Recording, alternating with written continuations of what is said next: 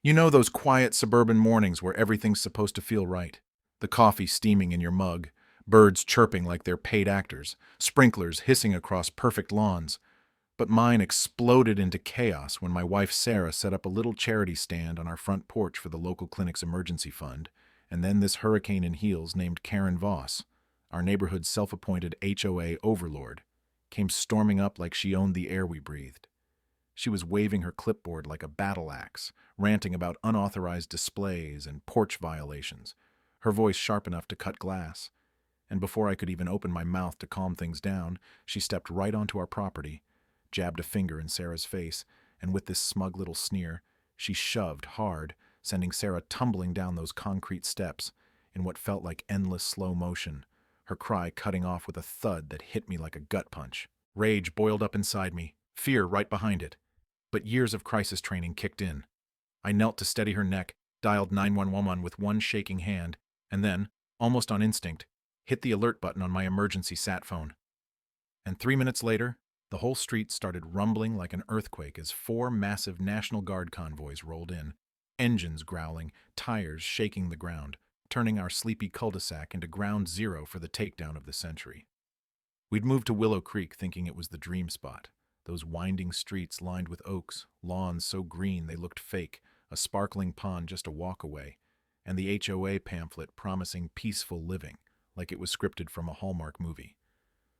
But man, nobody warns you about the power-hungry types lurking behind those picket fences. The ones who turn rules into weapons because, deep down, they're starving for control in a world that probably ignored them too long. Karen wasn't even the official president. That was Greg Finley, this milquetoast guy who folded like wet cardboard whenever she glared at him. But she ran the show, her two-story colonial with those fake roses in the yard screaming, "Bless this mess," while she patrolled like a warden. From day one, she had us in her sights. Maybe because I didn't kiss her ring when she strutted by with her inspection tours, or because Sarah's wind chimes tinkled a tune that wasn't on the approved silence list. Or hell, maybe just because we actually tried to be decent neighbors, like when we helped old Mrs. Elena Gomez next door build a simple ramp for her wheelchair from scrap wood with Dave Riley's help, painting it a sunny yellow to brighten her days. But to Karen, that was anarchy. "You're ruining the aesthetic," she hissed one afternoon, peering at it like it was radioactive. Her lips pursed in that perpetual scowl, and Sarah, ever the peacemaker from her shifts in the ER dealing with real traumas, just smiled softly and said, "Better a ramp than a broken hip, Karen. Think of it as community care." But kindness was like kryptonite to her.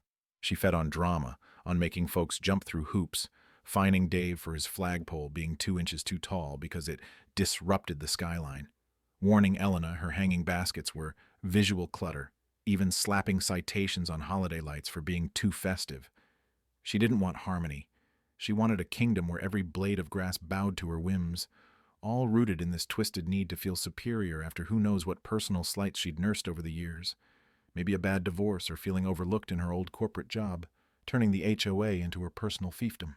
At first I played it cool. My background in military ops and disaster consulting taught me to pick fights wisely, not unleash hell over petty stuff. So when they slapped up that decorative wrought iron gate at the east entrance, shiny and keypad locked, I didn't storm the next meeting. I wrote emails, polite ones, pointing out how it choked off a key emergency route tied to county protocols, attaching maps and regs, even offering to chat over coffee. But Karen's reply was a curt concern noted. "Gate stays." Her tone dripping with that passive-aggressive dismissal, like she was the gatekeeper of reality itself, ignoring how it could delay ambulances or fire trucks in a real crisis. Her motivation clear: control the access, control the people, keep outsiders at bay to preserve her bubble of influence. Sarah and I talked it out late nights over herbal tea. She'd say, "Maybe she's just scared of change, Mike. Power's her shield." But I'd shake my head, knowing from drills that complacency kills, and Dave kept nudging me. "You've got the know-how, the connections. Polite words ain't cutting it." Deep down, it gnawed at me, this clash between wanting quiet and seeing danger brewing, until I started piecing a plan together, using my state contacts to align an upcoming guard exercise right through our corridor, testing that gate in real time because if words failed, maybe steel and strategy would force her hand. The morning it all blew up was picture perfect. Warm sun glinting off parked cars, The neighborhood buzzing for the annual cleanup day Karen treated like her coronation, strutting in her powder blue suit with a megaphone barking orders like a drill sergeant gone rogue. And Sarah, bless her optimistic heart, turned it positive by setting up her modest table with flyers, a donation jar, and homemade brownies, the sign reading, "Support our clinic, save lives together." I watched her from the window, thinking this is what neighborhoods should be, real and warm, until that dreaded click-clack of Karen's heels echoed up the walk, her face twisted in that predatory half-smile. "Unauthorized solicitation," she snapped, whipping out a tape measure like a weapon, crouching to nitpick the table's distance from the path. "Obstruction hazard, flyers too bold." And Sarah, holding out a brownie, said gently, "It's for the clinic, Karen. You're welcome to chip in. We all benefit." But Karen ignored it, stepping onto our porch uninvited, her perfume choking the air, clipboard thrusting forward. "Pack it up or face fines. This is my turf." Her words laced with that ownership vibe, like the whole block was her inheritance. I stepped out, voice steady. "Karen, this is goodwill, not chaos. Nobody's hurt except maybe your ego." And that lit the fuse. She laughed that fake cackle, then lunged with her foot, deliberate and vicious, kicking Sarah square in the chest, watching her flail and crash down those steps with a sickening crack. The neighbors gasped, phones whipped out, Dave yelling, "That's assault!" as I rushed to Sarah's side, cradling her head. "Stay still, honey. Help's coming."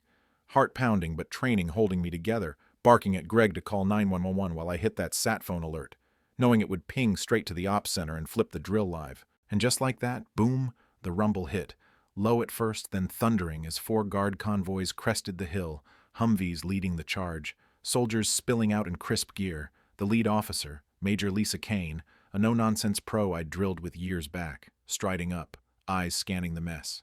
Sarah down, the gate blocking her path, Karen frozen with her clipboard like a useless talisman. "What the hell happened?" Kane demanded, and Deputy Hale, arriving hot on their heels, filled her in. Assault on a civilian, possible spinal, and this gate's illegal obstruction, while I handed over my folder of ignored emails and codes. Karen puffed up, thrusting her board. "This is private property. You can't barge in. I'm in charge here." But Kane just arched a brow. "Ma'am, state law trumps your bylaws. Engineers, cut that gate." And sparks flew as they sliced through, the convoys rolling forward like unstoppable justice, neighbors cheering under their breath while Karen sputtered, "You'll all be sued." MPs loomed over her. "Step back or be removed." And for the first time her facade cracked, pride warring with panic as videos captured every twitch. Inspector Torres piled on, citing violations galore. "No permit. Fraud via your brother's shell company for the install." Exposing how she'd funneled HOA cash to family, her greed and need for dominance laid bare, Greg finally cracking, "I'll cooperate. She bullied us all." Turning over records that showed her emails bragging about maintaining fear for compliance. As the last truck rumbled past, Sarah loaded into the ambulance with a weak smile. "I'm okay, Mike. Go finish this." The scene felt electric, Karen shrinking under the weight of cams and confessions, her screams about conspiracies echoing hollow now, the neighborhood finally exhaling years of bottled resentment. But here's where it gets real. Sarah recovered fine, just bruises, and a story to tell at work. And the HOA got gutted, audited, reformed under county watch, with folks like Dave stepping up for a board that fixed ramps and lights instead of finding joy. Me? I turned down the presidency gig. I've had enough command in my life, content watching Willow Creek breathe free. But looking back, was it overkill? Calling in the guard on a suburban squabble? Or was it the wake-up call bullies like Karen deserve? Exposing how unchecked power rots communities from within? I mean, she wasn't evil incarnate, just a woman twisted by insecurities. But does that excuse the harm? Or should we all have buttons to press when lines get crossed? Hey, if this hit home, drop a comment. What's your take on HOA tyrants? Was my play fair game or too far? Or share your own neighborhood nightmare. Hit like if your team accountability, subscribe for more real talk stories, and let's chat. Your thoughts could spark the next big discussion down there.